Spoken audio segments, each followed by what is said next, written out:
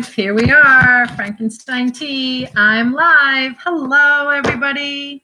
How are you? How's everybody out there today? I am Kristen. I am the library director for the Island. I'm fidgeting. Sorry, I'm getting settled in. I am the library director for the Island Free Library on Block Island. That's the public library on Block Island. And Frankenstein Tea is a daily program of short stories for adult listeners. And it happens every day at 3 p.m., mostly every day. I mean, like, you can count on it every day. And then when I'm not there, it's because it's a fluke. We were just doing the statistics for the programming that we've been doing. And Miss Morgan, our youth services librarian, has been very diligent about the statistics.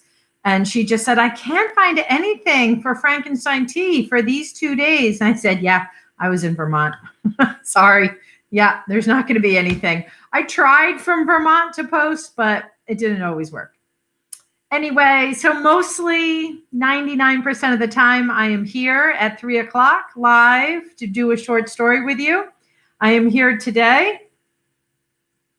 And it's also a chance to, sort of check in with your local library, check in with me, the director, maybe check in with me, your friend, your daughter, your coworker, your neighbor, your peer, and check in with yourself.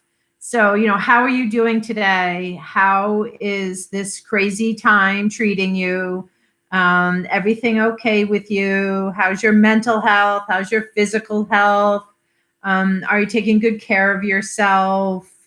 All kinds of things like that we try to do here at this program. So how are you? Everybody all right?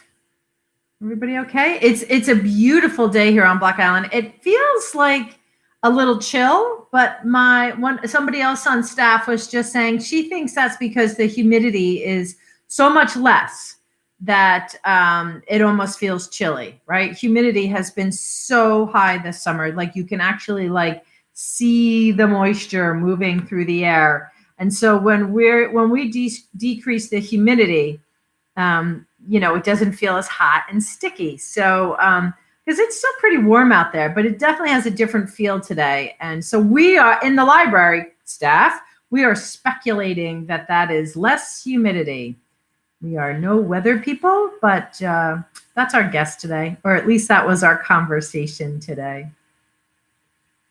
It's sunny and bright and blue skied. And so I hope that is, I hope that's enjoyable for people. All right, I'm going to read a short story today from a book called A Confusion of Women. It's by Joya Verdi. And she has passed away. She lived on Block Island for a number of years. She was a good friend to many, to the island and to the library. And I thought I'd read something from her book today. Was published by Author House, and it was published in 2005. And I'm going to just read one little part here from the acknowledgments, because I thought this sort of sets the tone somewhat. She, in the acknowledges, she is thanking people. She thanks her partner, Virginia, who still lives with us on Block Island. And she says, Virginia, who is background music to my life. It's lovely. Virginia is musician. And she acknowledges Lisa Silverberg, star, island poet, and leader of our writers group, where we hunker down together before a winter fire, breathing life as only each of us can into prompts, those newborns of phrase. I love that. Breathing life into prompts, those newborns of phrase. So I read a few of these. I'd never actually read this book of Joya's. And so I sat with it for just a little bit just now. And there's a few I'm going to read from here as time goes along. But for today, I'm going to start with one that I didn't have a chance to finish. So let's hope its ending lives up to what I've read from already. Let's see if I can find it. I know that there's a table of contents because I've been looking at it. Now I can't even find that. Oh, she dedicated this to Virginia, child of Vikings. Come on, where is this? Okay, here they are. All right, I am reading. Okay, here I go. Got it. I found it. All right, let's hope the ending, let's hope we can get to the ending. Let's hope we can start. Here we go. From Joya, our friend. Tea with Jeepers. It's always good when I can say the title. Tea with Aradia. Tea with Aradia. Two little girls, not more than 5 or 6, poked their faces around the brick corner. There she is. There's the witch. With a thrilled giggle of terror, they ducked behind the building, their faces gone like popped bubbles. I had turned to look at them, realizing they meant me. The postman, indignant on my behalf, passed me the mail as I stood in my doorway and muttered, shaking his head. I did not bother to assure him I was not offended. I did not consider it an insult. I re-entered my apartment, only half my consciousness sorting through the garbage the sympathetic man had handed me. The other half lingered with curiosity as to the possible source of the children's epitaph. Their hasty withdrawal suggested I wouldn't take well to having my secret publicly declared. I realized I had never seen them before or hadn't remembered seeing them.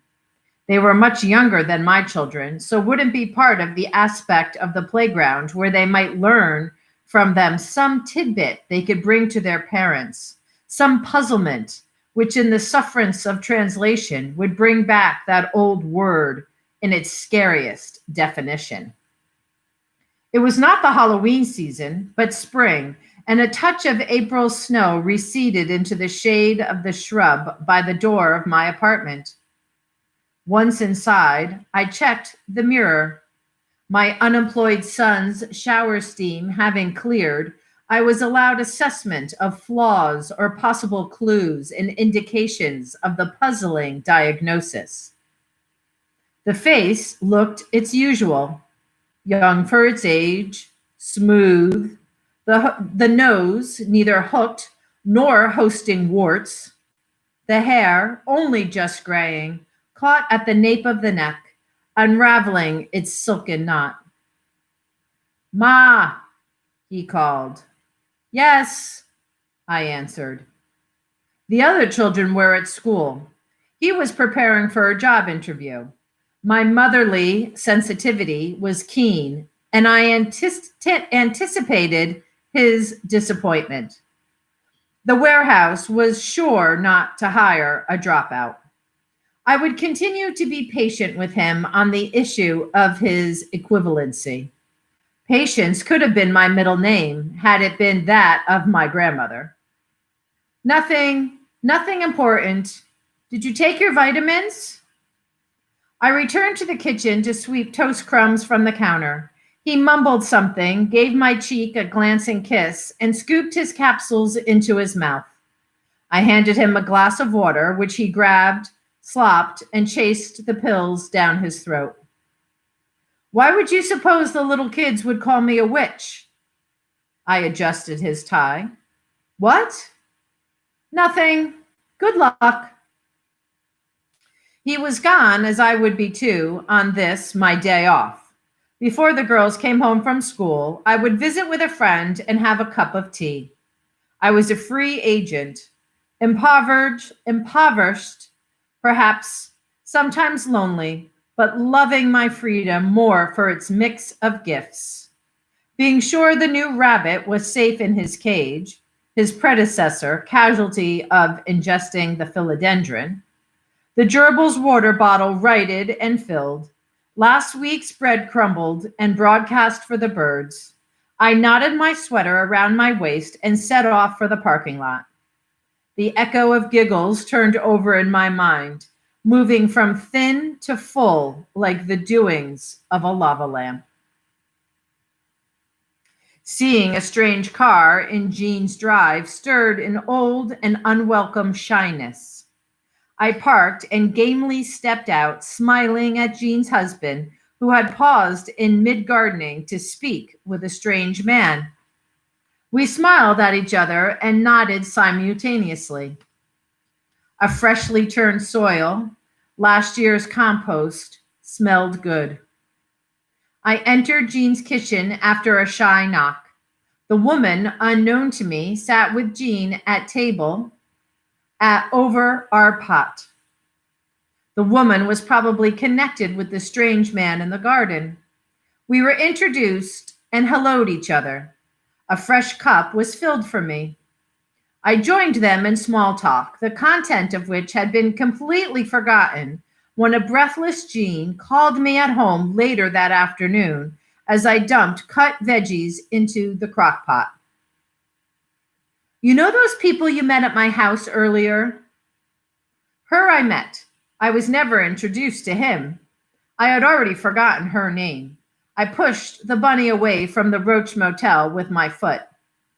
They don't look to be your type of people, I commented, for want of more to say. They seemed rather conservative. She laughed. They are. What I loved about Jean was her gypsy Buddha styles. Her soul was her own, bearing the scars of marches and sit-ins for justice of all sorts. Her grown sons had a great deal of hair and were both artist and revolutionary, with contempt for those who hadn't kept up with the times that were beginning their relentless change as promised. Her husband, Harry, was a good guy as well. They ratified each other. He from the garden and his office at the Department of Social Services, and Jean feasting whoever might be hungry at her moment in those changing times. That was her requirement of people. Were they hungry? In that case, eat. Her voice lowered like the sky before a storm. We've known them for a while. They're okay. But he came in after you left, and do you know what he said? Not having been there, I said, smiling. Jean and I often talked of psychic matters, but try as I might, I hadn't as yet seen my first ghost, at least that I knew of. I'd experienced no typical tormented transparencies. He said, that woman is a witch. Who is she? I tried to remember any interesting features of this split-second observed, conservatively dressed and barbered man, but there were none to remember. He said that? I recalled then the two little bubble faces that popped back behind my building. Receiver to my ear, I craned my neck to look out the kitchen window to where the pop of the little girls' faces had retracted behind the brick wall. Jean, this is funny. The following afternoon, my son napped near the phone at the ready for the ring that would assure his employment. I dashed out to my friends to find a point beneath Jean's moon phase clock by her little brown pot of tea. I can't be a witch. I'm not practicing. I don't belong to any coven. That seemed to close my case. Jean's friend had made a call the previous day, and though the only credential she could give of him was his solvency in the face of the world of commerce, he had the extraordinary psychic gifts of a mad gypsy. Why does he have this when I am just yearning to make those remarkable calls from my own second sight? I, who have the looks and style of a mad gypsy, have as yet to experience these wild talents. What of the little girls? Jean asked. What do they know? I don't know what they know. I don't believe I ever saw them before. All the kids at this end of the apartments are older. I watched steam lift from the spout of the pot like a genie emerging. They seem to be lying in wait to see me. Has anyone ever made this reference to you? Hell, Jean, the kids still go to church. We make no special appearance. We blend pretty much. The only thing I can think of is that I use herbs to. Jean was laughing. Herb? You know perfectly well I couldn't inhale if I wanted to. I even tried once. When the kids call it herb, I get annoyed, like it was the only herb. I ended up laughing myself. Anyway, it's intriguing. What were they picking up on, do you suppose? Jean was enjoying the synchronicity. There's not a lot of stuff like this coming to our notice. Anything else relative to these goings on? I swirled my tea, watching the leaves scatter, then cluster, then settle. The hawk, I responded abstractly. What hawk? A couple of days ago, driving along the highway, a hawk flew right in front of my windshield. If I had been going any faster, I would have hit him. And then there was the snake. She grinned with delight. The genie was out of the pot, but the ghost wishes weren't granted easily. There, dissolved in the air, moist on my skin, was a spirit, still invisible, willing to grant the traditional 3 wishes, if only I could decide which 3. Before that, the hawk, a snake, probably a racer, crossed my path on the sidewalk to the parking lot. The least likely place to find a snake, don't you think? I was groping for confirmation. Something was fading before I could get my hands on it. The reckless hawk had risen from the serpent. If you could call a garden snake a serpent. It was wily as well as any serpent and crawled on its belly. I'm one of the few people who admits to liking snakes, Jean said. They have such grace. The pot had stopped steaming. She rose to ignite the flame under the kettle. She waited for its screech and dumped more steam over the tea leaves. They represent wisdom, you know. Wisdom. Ha! I recoiled. Not nowadays. It represents temptation, and has for a long time, for millennia, for eons. Nowadays, she echoed. But haven't you noticed it's on its way out? Temptation, that is. I hadn't noticed. I was too busy to rove the marketplace of temptations to find if anything had appeal. So I ignored her question. This is such a luxury being here. I smoothed the plastic tablecloth. My life is one of holding down 2 jobs, retail clerk and practical nurse, selling stuff to people they don't really need behind a tempting showcase, or wiping the bottom of an old woman who once was able to do it for herself. I'm tempted to die young. Jean smiled grimly as she poured from the ready brew. Do I look tired? I smoothed the hair back from my temples, feeling an onrush of unwelcome self-pity. No, you look like the hearty, middle-aged, and handsome welfare cheat that you are. We laughed between my blush and her merciless rejection of pity, self or otherwise. I felt weak enough, fatigued enough, to ride with her. She was probably right. The man, and to this day I realize I never learned his name, pegged me within hours the innocent 2 had declared my witchhood. I had but a passing interest in these things, and with the exception of being a peripheral feminist, as those beneath poverty level's graph had to be, and interest in things that defy explanation, I had no credentials in this antique ways of witchcraft. True, I did cure my children's earaches, broken legs, fevers, and menstrual cramps, as well as my own occasional sleeplessness with the use of herbs. Was this being a witch? Was sitting in the window sun with the cat?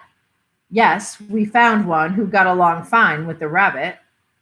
Filling gelatin capsules with golden seal powder caused to judge me cons- cons- constituent of the old religion? Were these bearers of information unaware of each other's read, telling me something I must know, or was it a signal to stimulate my curiosity in this ancient direction? There was something dusty about it, this curiosity among styles of worship.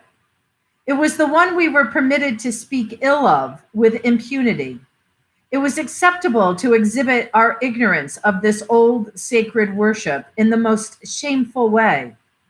I was embarrassed with my Christian upbringing for not having the historical honesty to admit that hundreds of thousands of women, and I was to learn later, children, were tortured and burned alive with the nihil upshot of these preservers of the face of the crucified Prince of Peace. Say something, I wanted to shout, but I would be shouting at many that knew nothing of why I was raging. This dark sewer of history was kept from later religious leaders and their followers, people of decent intent. We allow the supposed witches' precious ashes to be swept under the red rugs, given to time's passing and insidious oblivion, undeserved by martyrs of any religion. This was about all I knew, and I was surprised I knew this much. I was surprised at my indignation for the unmarked places of long dismantled gibbets, and for the many slaughtered while the unsullied cassock hems of the neutered patriarch brushed through the pages of history. What are we but neutered if we do not allow truth foothold in our rich documented history? Do we belong to the Church of Latter-day Revisionists? I admit all these thoughts and anger did not rush me as I sat over Jean's pot of tea. Such is the divine function of synchronicities. Those bits of unexplained events that blow through our daily lives like caught seeds. Circumstance placed me behind a retail counter and to another office, cradling the invalid woman as I extracted her dentures, my gypsy hair floating against her wrinkled face. All the while thinking idle thoughts like, did I put the rabbit in the cage? Or did I take the stew out to thaw? And do the kids have the new phone number here in case? That was then. Now, 25 years later, and richer by 12 grandchildren, I glory in my survival. My son did get the warehouse job, to my surprise, but he also struggled through his equivalency on his own. All of my precious little ones grew to varied and remarkable people, dealing me a constant volley of surprises, taking the bit of life's harshness in their teeth and pawing their little plot of earth, plunging forth to make their own mistakes. And of course, my beautiful grandchildren. Life is better now. I am able to watch the snow draw shyly from the sun to relinquish its whiteness to the dark of the composted bush marigolds in my garden. But sometimes, while I consider the miracle of my children's complexity and uniqueness, and the miracles of their own survival through some very troubled times, I wonder how the magic worked. Is magic the same as a miracle? Probably. Creator does it all by saying, look here. No, not there. You've done that. You've been there. Look here where you've never been. Jump and I'll catch you. Yes, you can. And yes, I will. And the two little girls peek around the bricks to see that I have grown old and have learned some of the secrets they knew all along.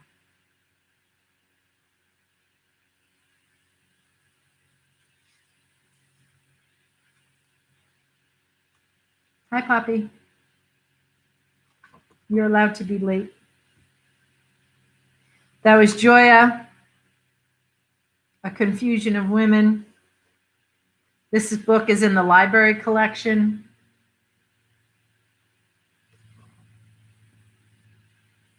That short story was called Tea with Aradia. She had tea with her friend Jean, so maybe I should look up Aradia. Maybe that's a hint to that story. If you want to look it up, it was let's see, Aradia, Tea with Aradia. Confusion of Women. Short story for today.